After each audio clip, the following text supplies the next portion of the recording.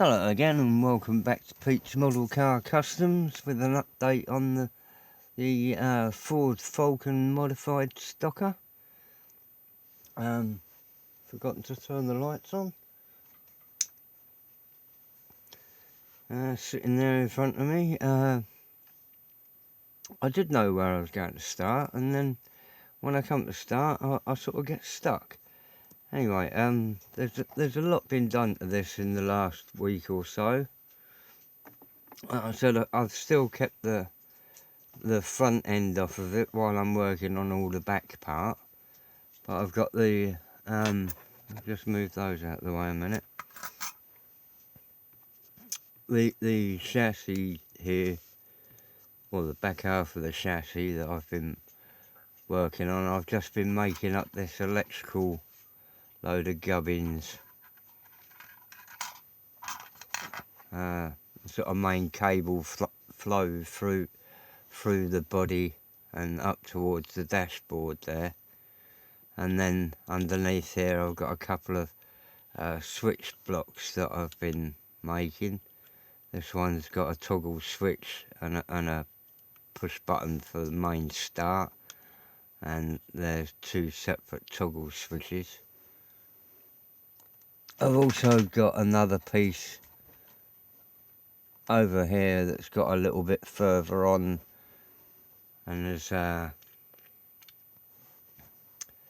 fuse box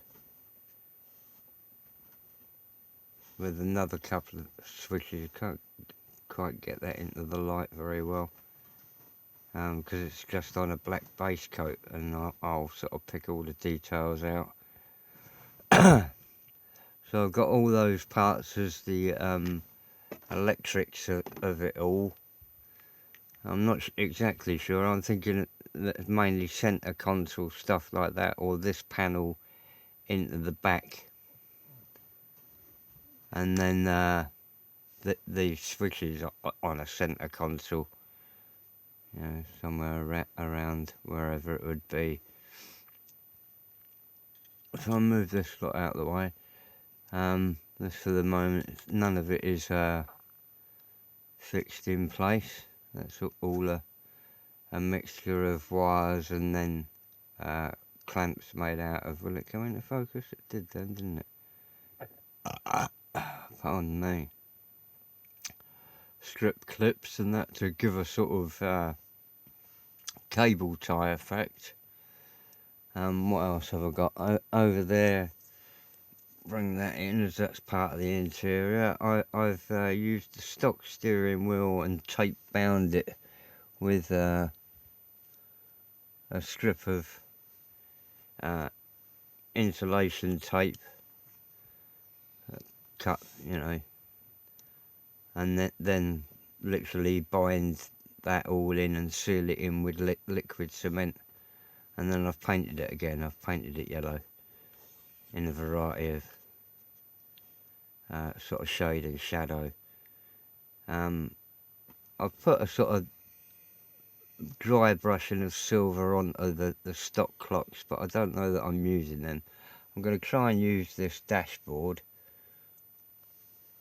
although it's broader than the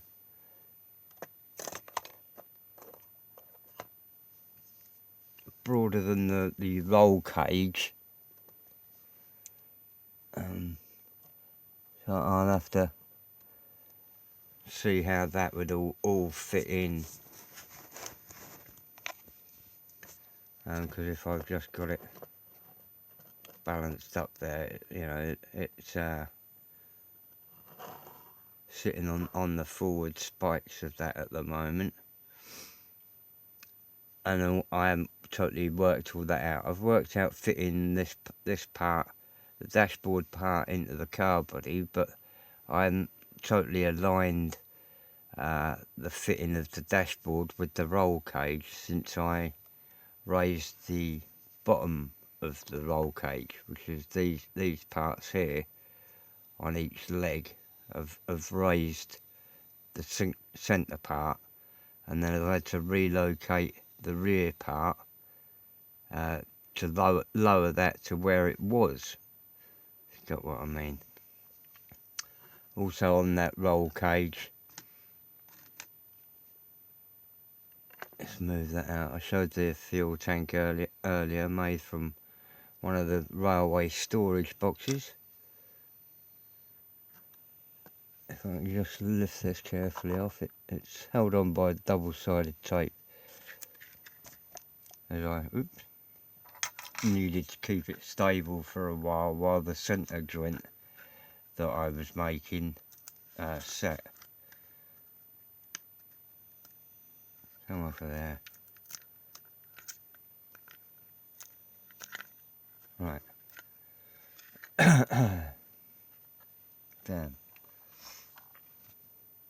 Right, so I've now got that part. Oh, bit of double-sided tape. Handy stuff, double-sided tape. So that's my new cage, and as you can see on the floor, I've got 4 pins that I've drilled through from underneath, obviously. If I lift them out now, so they're the heads of the pins there. Let's pop that back in, and then these 4 sleeves will fit over the pins.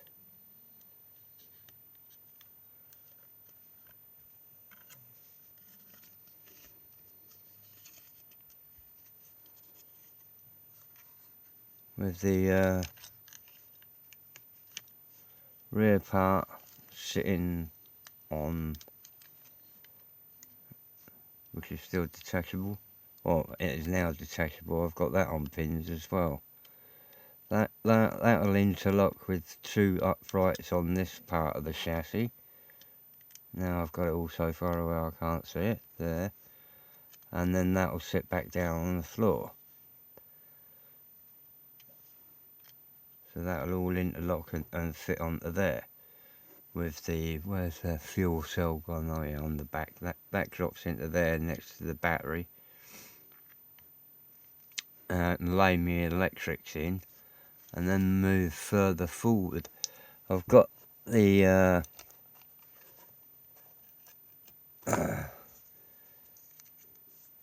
inlays for the rear mudguards made up. These were the cut out from the Mustang floor, and then I've added a couple of bits of plastic, styrene, to locate them. I would have picked up the wrong one, wouldn't I don't know why when you right.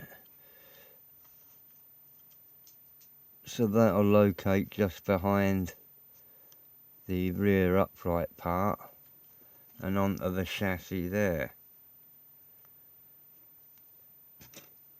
With that then sort of bunged in between it, where I changed the shape of that to being a rectangle and giving clearance for them for the mudguards, fenders either side.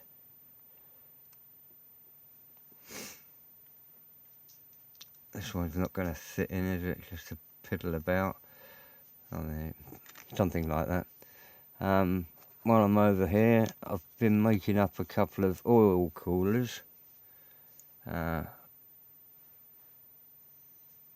These were a spare part from something, but there weren't any outlets, so I'm starting to build up areas in the corner where I've filed that out and added a piece of rod that I'll put the hose connectors onto.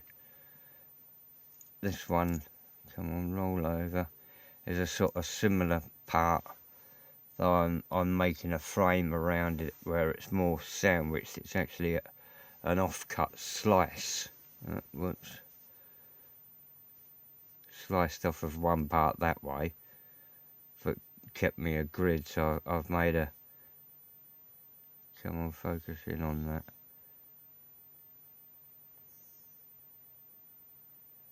that. Making another grill out there with the same process of putting discs in the corner for the feed pipes to come off. What else was there? I can slide that lot over. On continuing there, oops, possibly. On the front bumper, I've added this grille made out of obviously a mesh, a channel along the bottom, a strip along the side edge, and then a few rivets to hold it on, and hold it together. And fitted that onto there. That's the same size mesh as I'm using on the screen. What else have we got there that's outside? We've got building up the exhaust pipe mountings and hollowing them out. This part is an underlay tray for just broke, hasn't it?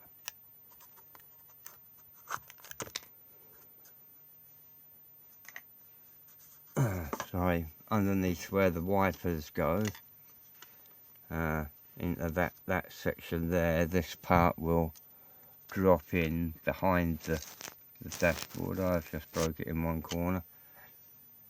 I've just broke it there, but it'll reconnect. But yeah, so I've got that part will lay in there, and the dashboard fits into that corner. I've closed up the holes from the bonnet hinges a little bit, because there was, where these bonnet hinges come through, there was quite a long gap, so I've patched that up to a smaller gap inside there, but still allowing me to get in and out.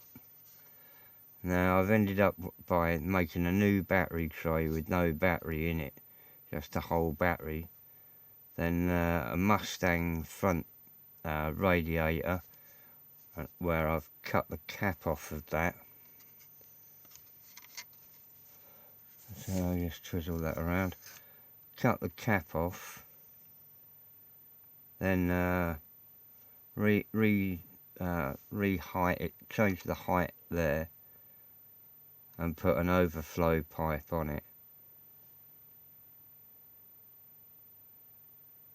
I carved that cap out of the radiator, then raise it up. And on the Mustang part, I noticed that there was two mesh screens there and two moulded in horns.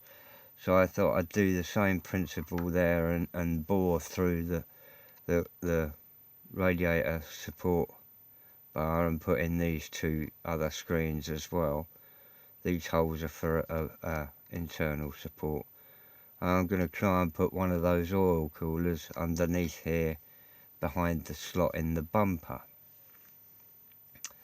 Carry on with what you do with stripping out a car. I've also done a bit more on the inside in putting all the roof panels in and the rear panel along here, up the sides, across the roof.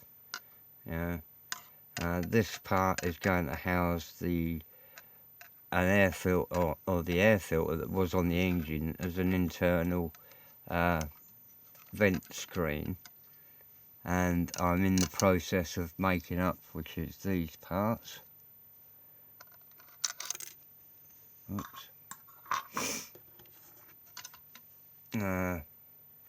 This is an internal part that will run down beside the door, like that, down to the floor, and then I'll build up the door panel there, and both the same size. What else was there? That's the rear bumper. I've made mountings for that to sit there. I've put in a black wash to help me see what I'm doing, but there and there I sort of locate that bumper. That's where I've done that front support. So then the next thing I'll do will be moving on to the chassis of it properly. But that's it for today. Thanks for watching, thanks for subscribing, and best wishes from jolly old England. Bye.